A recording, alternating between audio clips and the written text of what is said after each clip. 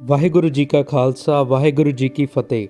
ਇਸ ਐਪੀਸੋਡ ਵਿੱਚ ਅਸੀਂ ਜਾਣਾਂਗੇ ਕਿਵੇਂ ਸਾਹਿਬਜ਼ਾਦਾ ਜੁਝਾਰ ਸਿੰਘ ਜੀ ਗੁਰੂ ਪਿਤਾ ਤੋਂ ਆਗਿਆ ਲੈ ਕੇ ਮੈਦਾਨੇ ਜੰਗ ਵਿੱਚ ਉਤਰੇ।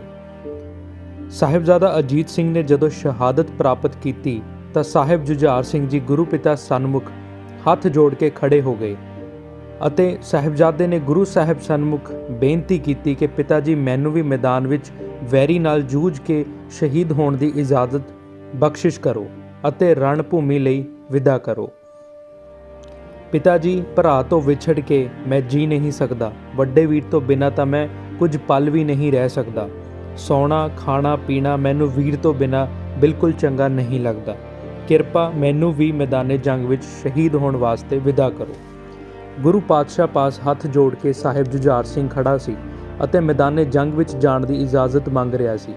ਜਦੋਂ ਪਾਤਸ਼ਾਹ ਨੇ ਮਾਸੂਮ ਜਿਹੇ ਬੇਟੇ ਦੀ ਅਰਜ਼ ਸੁਣੀ ਤਾਂ ਉਸੇ ਵੇਲੇ ਫਰਜ਼ੰਦ ਦੇ ਸਿਰ ਨੂੰ ਚੁੰਮਿਆ, ਘੁੱਟ ਕੇ ਕਲੇਜੇ ਨਾਲ ਲਗਾਇਆ ਅਤੇ ਪਵਿੱਤਰ ਮੁਖ ਨੂੰ ਚੁੰਮਿਆ। ਬੜੇ ਹੀ ਪਿਆਰ ਨਾਲ ਛਾਤੀ ਨਾਲ ਲਗਾ ਕੇ ਮਾਸੂਮ ਪੁੱਤਰ ਨੂੰ ਕਹਿਣ ਲੱਗੇ, ਬੇਟਾ ਜੀ, ਨਾਰਾਜ਼ ਨਾ ਹੋਵੋ। ਮੈਂ ਤੁਹਾਨੂੰ ਮੈਦਾਨੇ ਜੰਗ ਵਿੱਚ ਜਾਣ ਤੋਂ ਬਿਲਕੁਲ ਨਹੀਂ ਰੋਕਾਂਗਾ। ਤੁਸੀਂ ਬੜੇ ਚਾਅ ਨਾਲ ਰਣ ਭੂਮੀ ਵਿੱਚ ਜਾਓ ਅਤੇ ਰਣ ਤੱਤੇ ਵਿੱਚ ਵੈਰੀ ਨਾਲ ਜੂਝਦਿਆਂ ਹੋਇਆ ਸ਼ਹਾਦਤ ਪ੍ਰਾਪਤ ਕਰੋ।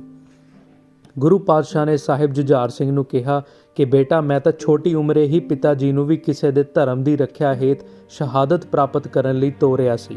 ਹੁਣ ਮੈਂ ਆਪ ਨੂੰ ਵੀ ਇਜਾਜ਼ਤ ਦਿੰਦਾ ਹਾਂ ਕਿ ਤੁਸੀਂ ਵੀ ਵੈਰੀ ਦਲ ਦੇ ਨਾਲ ਜੂਝ ਕੇ ਧਰਮ ਦੀ ਰੱਖਿਆ ਵਾਸਤੇ ਸ਼ਹਾਦਤ ਦੀ ਦੇਵੀ ਦੀ ਨਿੱਘੀ ਗੋਦ ਦਾ ਆਨੰਦ ਪ੍ਰਾਪਤ ਕਰੋ। ਗੁਰੂ ਪਾਤਸ਼ਾਹ ਨੇ ਸਾਹਿਬ ਜੁਝਾਰ ਸਿੰਘ ਨੂੰ ਕਿਹਾ ਕਿ ਬੇਟਾ, ਸ਼ਹਾਦਤ ਪ੍ਰਾਪਤ ਕਰਨਾ ਤਾਂ ਸੂਰਮਿਆਂ ਵਾਸਤੇ ਫਖਰ ਵਾਲੀ ਗੱਲ ਹੈ। ਮੈਂ ਕਦੇ ਵੀ ਕਿਸੇ ਨੂੰ ਮਜ਼ਲੂਮ ਨਿਮਾਣੇ ਨਿਤਾਣੇ ਦੀ ਰੱਖਿਆ ਹੇਤ ਪ੍ਰਾਣਾਂ ਦੀ ਬਾਜ਼ੀ ਲਗਾਉਣ ਤੋਂ ਨਹੀਂ ਰੋਕਿਆ। ਕਿਸੇ ਵੀ ਸਿੰਘ ਸੂਰਮੇ ਜਾਂ ਸਪੁੱਤਰ ਅਰਥਾਤ ਨਾਦੀ ਜਾਂ ਬਿੰਦੀ ਸੰਤਾਨ ਨੂੰ ਮੈਦਾਨੇ ਜੰਗ ਵਿੱਚ ਜੂਝਣ ਅਤੇ ਧਰਮ ਹੇਤ ਸ਼ਹਾਦਤ ਦੇਣ ਤੋਂ ਨਹੀਂ ਰੋਕਿਆ। ਧਰਮ ਹੇਤ ਸ਼ਹਾਦਤ ਪ੍ਰਾਪਤ ਕਰਨਾ ਗੁਰਮਤ ਅਨੁਸਾਰ ਅਕਾਲ ਪੁਰਖ ਦਾ ਭਾਣਾ ਹੈ ਅਤੇ ਅਸੀਂ ਅਕਾਲ ਪੁਰਖ ਦੀ ਰਜ਼ਾ ਨੂੰ ਸਿਰ ਮੱਥੇ ਪ੍ਰਵਾਨ ਕੀਤਾ ਹੈ। ਬੇਟਾ ਜੀ, ਤੁਸੀਂ ਹੁਣ ਅੱਖਾਂ ਨਾਲ ਹੀ ਨਜ਼ਾਰਾ ਤੱਕਿਆ ਹੈ ਕਿ ਤੁਹਾਡੇ ਵੀਰ ਅਜੀਤ ਸਿੰਘ ਨੇ ਵੀ ਰਣ ਭੂਮੀ ਵਿੱਚ ਸ਼ਹਾਦਤ ਪ੍ਰਾਪਤ ਕੀਤੀ ਹੈ। ਅਕਾਲ ਪੁਰਖ ਦੀ ਰਜ਼ਾ ਅੱਗੇ ਸੀਸ ਝੁਕਾਉਂਦੇ ਹੋਏ ਮੈਂ ਤੈਨੂੰ ਵੀ ਮੈਦਾਨੇ ਜੰਗ ਵਿੱਚ ਜੂਝਣ ਵਾਸਤੇ ਭੇਜਾਂਗਾ ਅਤੇ ਧਰਮ ਦੀ ਰਾਖੀ ਹੇਠ ਵੈਰੀ ਦਲ ਨਾਲ ਜੂਝਦਿਆਂ ਤੁਸੀਂ ਸ਼ਹਾਦਤ ਪ੍ਰਾਪਤ ਕਰੋਗੇ। ਮੈਂ ਤਾਂ ਖੁਦ ਵੀ ਅਕਾਲ ਪੁਰਖ ਦੇ ਚਰਨਾਂ ਪਾਸ ਬੇਨਤੀ ਕਰਦਾ ਹਾਂ ਕਿ ਮੈਦਾਨੇ ਜੰਗ ਵਿੱਚ ਜੂਝ ਕੇ ਸ਼ਹੀਦੀ ਪ੍ਰਾਪਤ ਕਰਾਂ। ਗੁਰ ਪਾਤਸ਼ਾਹ ਨੇ ਸਾਹਿਬਜ਼ਾਦਾ ਜੁਝਾਰ ਸਿੰਘ ਜੀ ਨੂੰ ਕਿਹਾ ਕਿ ਬੇਟਾ, ਮੈਂ ਆਪ ਜੀ ਦੀ ਖਾਹਿਸ਼ ਤੋਂ ਸਦਕੇ ਜਾਂਦਾ ਹਾਂ। ਮੈਨੂੰ ਆਪ ਜੀ ਨੂੰ ਮੈਦਾਨੇ ਜੰਗ ਵਿੱਚ ਭੇਜਣ ਉੱਪਰ ਕੋਈ ਇਤਰਾਜ਼ ਨਹੀਂ ਹੈ ਅਤੇ ਨਾ ਹੀ ਰਣ ਭੂਮੀ ਵਿੱਚ ਤੁਹਾਨੂੰ ਭੇਜਣ ਤੋਂ ਇਨਕਾਰ ਕਰ ਸਕਦਾ ਹਾਂ। ਪਰੰਤੂ ਬੇਟਾ ਜੀ, ਅਜੇ ਤੁਹਾਡੀ ਖੇਡਣ ਦੀ ਉਮਰ ਹੈ। ਸ਼ਾਇਦ ਤੁਸੀਂ ਮੈਦਾਨੇ ਜੰਗ ਵਿੱਚ ਵੈਰੀ ਦਲ ਨਾਲ ਦੋ ਹੱਥ ਨਾ ਕਰ ਸਕੋ, ਕਿਉਂਕਿ ਤੁਸੀਂ ਅਜੇ ਪੂਰੀ ਤਰ੍ਹਾਂ ਨਾਲ ਯੁੱਧ ਵਿੱਦਿਆ ਹਾਸਿਲ ਨਹੀਂ ਕੀਤੀ। ਅਜੇ ਤਾਂ ਤੁਸੀਂ ਪੂਰੀ ਤਰ੍ਹਾਂ ਨਾਲ ਤੇਗ ਦੇ ਜੌਹਰ ਵੀ ਨਹੀਂ ਦਿਖਾ ਸਕਦੇ। ਤੁਹਾਡਾ ਫੁੱਲ ਵਰਗਾ ਨਾਜ਼ੁਕ ਤੇ ਕੋਮਲ ਬਦਨ ਤਾਂ ਅਜੇ ਤੀਰਾਂ ਦੀਆਂ ਖੋਬਾਂ ਦੇ ਕਾਬਲ ਵੀ ਨਹੀਂ ਹੈ। ਸਾਹਿਬਜ਼ਾਦਾ ਜੁਝਾਰ ਸਿੰਘ ਨੇ ਪਿਤਾ ਗੁਰੂ ਦੀ ਗੱਲ ਧਿਆਨ ਨਾਲ ਸੁਣ ਕੇ ਇੱਕਦਮ ਬੋਲੇ, ਪਿਤਾ ਜੀ, ਬੇਸ਼ੱਕ ਮੇਰੀ ਉਮਰ ਅਜੇ ਜੰਗ ਵਿੱਚ ਜੂਝਣ ਦੇ ਕਾਬਿਲ ਨਹੀਂ ਹੈ, ਪਰੰਤੂ ਮੈਂ ਆਪਣੇ ਭਰਾਵਾਂ ਤੋਂ ਪਿੱਛੇ ਕਿਵੇਂ ਰਹਿ ਸਕਦਾ ਹਾਂ ਜਿਹੜੇ ਮੈਦਾਨੇ ਜੰਗ ਵਿੱਚ ਸ਼ਹੀਦੀ ਪਿਆਲਾ ਪੀ ਚੁੱਕੇ ਹਨ। ਸਾਹਿਬਜ਼ਾਦਾ ਜੁਝਾਰ ਸਿੰਘ ਨੇ ਬੜੀ ਦਲੇਰੀ ਨਾਲ ਕਿਹਾ, ਪਿਤਾ ਜੀ, ਜਿਉਂਦਿਆਂ ਨੀਹਾਂ ਵਿੱਚ ਚਿਣੇ ਜਾਣਾ ਵੀ ਕੋਈ ਆਸਾਨ ਬਾਤ ਨਹੀਂ ਹੈ, ਕਿਉਂਕਿ ਮੇਰੇ ਛੋਟੇ ਭਰਾਵਾਂ ਸਾਹਿਬ ਜ਼ੋਰਾਵਰ ਸਿੰਘ ਅਤੇ ਸਾਹਿਬ ਫਤਿਹ ਸਿੰਘ ਸਰਹੰਦ ਵਿਖੇ ਸ਼ਹੀਦੀ ਜਾਮ ਪੀਤਾ ਹੈ। ਮੈਨੂੰ ਧਰਮ ਦੀ ਰੱਖਿਆ ਹਿਤ ਪਰਮ ਯੁੱਧ ਵਿੱਚ ਜੂਝਣ ਦਾ ਅਥਾਹ ਚਾਅ ਹੈ। ਜਿਸ ਤਰ੍ਹਾਂ ਮੇਰੇ ਭਰਾਵਾਂ ਨੇ ਸ਼ਹਾਦਤ ਪ੍ਰਾਪਤ ਕੀਤੀ ਹੈ, ਉਸੇ ਤਰ੍ਹਾਂ ਮੈਨੂੰ ਵੀ ਚਾਅ ਹੈ ਕਿ ਮੈਂ ਵੀ ਮੈਦਾਨੇ ਜੰਗ ਵਿੱਚ ਵੈਰੀ ਦਲ ਨਾਲ ਜੂਝ ਕੇ ਸ਼ਹਾਦਤ ਪ੍ਰਾਪਤ ਕਰਾਂ।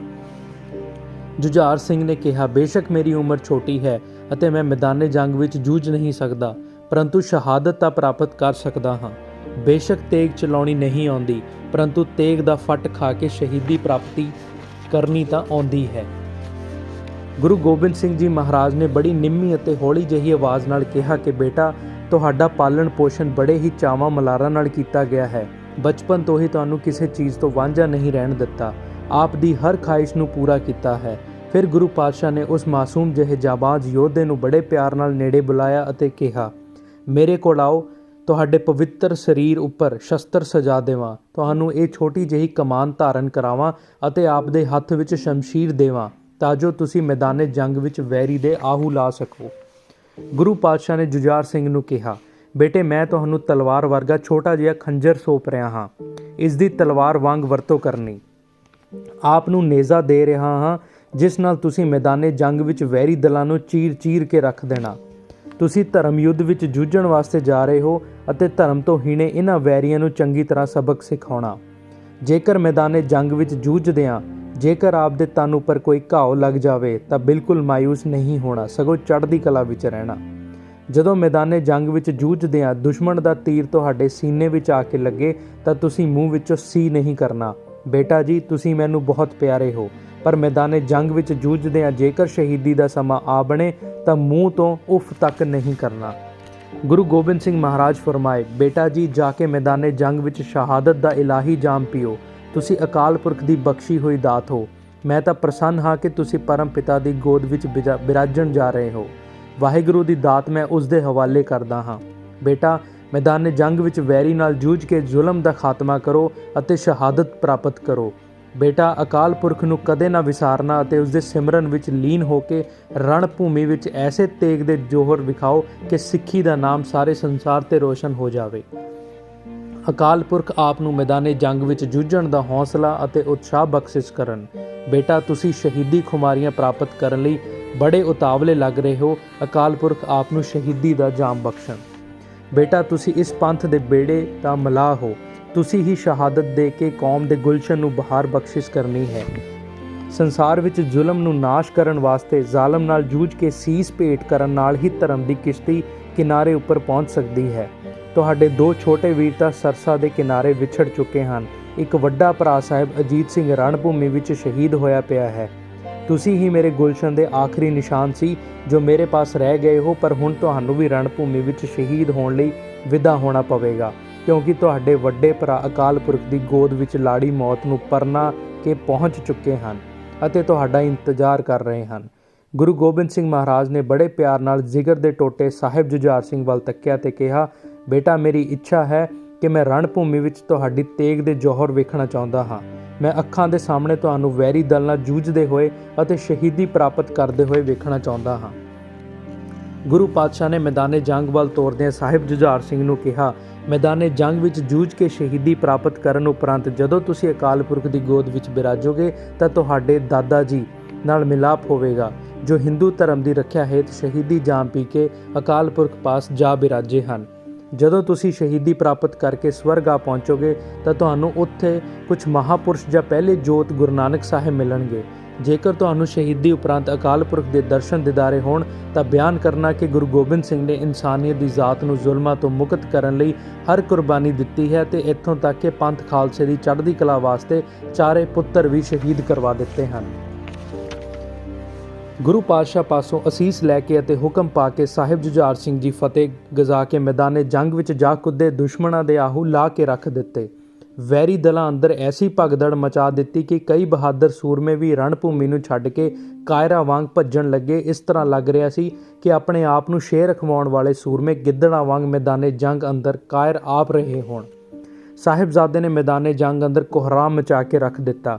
ਸਾਰੇ ਪਾਸੇ ਆਹ ਮਚ ਗਈ। ਸਾਹਿਬਜ਼ਾਦਾ ਜੁਝਾਰ ਸਿੰਘ ਨੇ ਰਣ ਭੂਮੀ ਵਿੱਚ ਤੇਗ ਦੇ ਐਸੇ ਕਾਬਿਲ ਜੌਹਰ ਵਿਖਾਉਂਦੇ ਵੈਰੀ ਦਲ ਦੇ ਸੱਥਰ ਲਾਹੇ ਕਿ ਮੌਤ ਵੀ ਸਾਹਿਬਜ਼ਾਦੇ ਦੇ ਸਨਮੁਖ ਹੱਥ ਜੋੜ ਕੇ ਖੜੀ ਹੋ ਗਈ ਤੇ ਕਹਿਣ ਲੱਗੀ, ਮੈਂ ਤੇਰੀ ਸ਼ਰਨ ਵਿੱਚ ਆ ਗਈ ਹਾਂ, ਮੈਨੂੰ ਵੀ ਕਫਨ ਦੇ ਅੰਦਰ ਦਰਸ਼ਨ ਦੇ ਦੇਵੋ।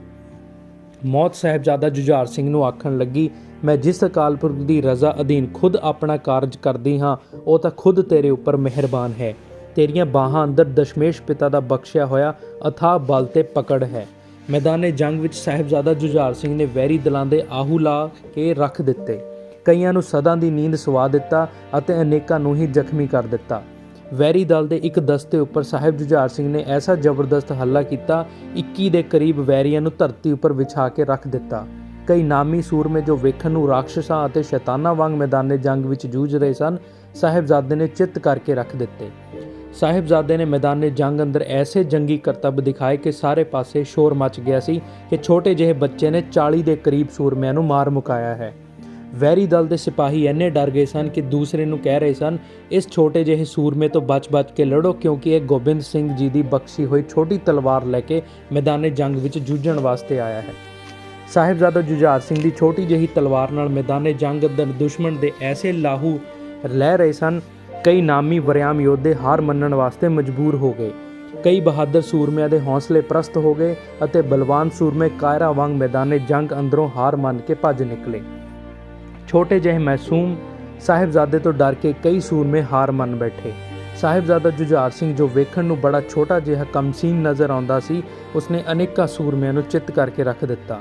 ਸਾਹਿਬ ਜੁਝਾਰ ਸਿੰਘ ਦੀ ਵੈਰੀ ਦਲ ਨਾਲ ਜੂਝਦਿਆਂ ਉਸ ਜਗ੍ਹਾ ਉੱਪਰ ਪਹੁੰਚੇ ਜਿੱਥੇ ਸਾਹਿਬ ਅਜੀਤ ਸਿੰਘ ਦਾ ਸ਼ਹਾਦਤ ਉਪਰੰਤ ਪਾਵਨ ਸਰੀਰ ਪਿਆ ਹੋਇਆ ਸੀ। ਆਪਣੇ ਵੱਡੇ ਭਰਾ ਨੂੰ ਮੈਦਾਨੇ ਜੰਗ ਵਿੱਚ ਸ਼ਹੀਦ ਹੋਇਆ ਪਿਆ ਵੇਖ ਕੇ ਮਾਸੂਮ ਜਿਹੇ ਜੁਝਾਰ ਸਿੰਘ ਜੀ ਆਪਣੇ ਘੋੜੇ ਤੋਂ ਹੇਠਾਂ ਉਤਰ ਆਏ ਅਤੇ ਭਰਾ ਦੀ ਲਾਸ਼ ਦੇ ਪਾਸ ਜਾ ਕੇ ਬੈਠ ਗਏ। ਸਾਹਿਬ ਜੁਝਾਰ ਸਿੰਘ ਜੀ ਆਪਣੇ ਵੱਡੇ ਭਰਾਤਾ ਸਾਹਿਬ ਅਜੀਤ ਸਿੰਘ ਜੀ ਪਾਸ ਬੈਠ ਗਏ ਅਤੇ ਉਹਨਾਂ ਦਾ ਸਿਰ ਉਠਾ ਕੇ ਆਪਣੇ ਗੋਦ ਵਿੱਚ ਰੱਖਿਆ ਤੇ ਬੜੇ ਪਿਆਰ ਤੇ ਵਿਰਾਗ ਦੇ ਨਾਲ ਕਹਿਣ ਲੱਗੇ, ਵੀਰ ਜੀ, ਤੁਸੀਂ ਸ਼ਹਾਦਤ ਪ੍ਰਾਪਤ ਕਰਕੇ ਗੂੜੀ ਨੀਂਦ ਸੋ ਗਏ ਹੋ। ਇੱਕ ਵਾਰ ਉੱਠੋ ਤੇ ਸਹੀ, ਜ਼ਰਾ ਅੱਖਾਂ ਖੋਲ ਕੇ ਤਾਂ ਵੇਖੋ ਮੈਂ ਕੌਣ ਹਾਂ। ਜੇਕਰ ਤੁਸੀਂ ਸਦਾ ਦੀ ਨੀਂਦ ਸੌਣ ਦਾ ਨਿਸ਼ਚਾ ਕਰ ਹੀ ਲਿਆ ਹੈ ਤਾਂ ਮੈਨੂੰ ਆਖਰੀ ਵੱਲ ਗਲਵੱਕੜੀ ਪਾ ਤਾਂ ਮਿਲ ਲਵੋ। ਵੀਰ ਜੀ, ਜੇ ਤੁਸੀਂ ਇਸ ਸਥਾਨ ਉੱਪਰ ਹੀ ਸ਼ਹੀਦੀ ਦਾ ਨਿਸ਼ਚਾ ਕੀਤਾ ਹੈ ਤਾਂ ਮੈਂ ਵੀ ਤੁਹਾਡਾ ਵੀਰ ਹਾਂ, ਮੈਂ ਵੀ ਇਸੇ ਸਥਾਨ ਉੱਪਰ ਹੀ ਸ਼ਹੀਦੀ ਪ੍ਰਾਪਤ ਕਰਾਂਗਾ।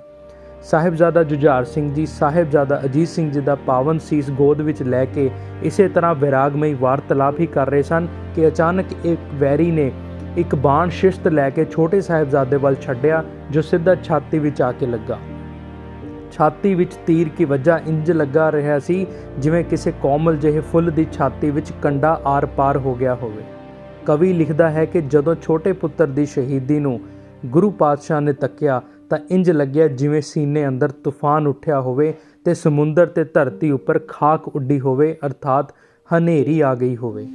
ਸਾਹਿਬ ਜੁਝਾਰ ਸਿੰਘ ਦੀ ਵੈਰੀ ਦਾ ਤੀਰ ਲੱਗਦਿਆਂ ਹੀ ਘੁੰਮਣ ਘੇਰੀ ਖਾ ਕੇ ਆਪਣੇ ਵੱਡੇ ਭਰਾ ਸਾਹਿਬ ਅਜੀਤ ਸਿੰਘ ਦੇ ਪਾਵਨ ਸਰੀਰ ਉੱਪਰ ਮੁੱਦੇ ਹੋ ਕੇ ਡਿੱਗ ਪਏ। ਕਵੀ ਲਿਖਦਾ ਹੈ ਕਿ ਮੈਂ ਕਿਸ ਤਰ੍ਹਾਂ ਬਿਆਨ ਕਰਾਂ ਕਿ ਦੋ ਪੁੱਤਰਾਂ ਦੀ ਐਸੀ ਸ਼ਹਾਦਤ ਨੂੰ ਤੱਕ ਕੇ ਪਿਤਾ ਉੱਪਰ ਕੀ ਬੀਤੀ ਹੋਵੇਗੀ। ਵਾਹਿਗੁਰੂ ਜੀ ਕਾ ਖਾਲਸਾ, ਵਾਹਿਗੁਰੂ ਜੀ ਕੀ ਫਤਿਹ।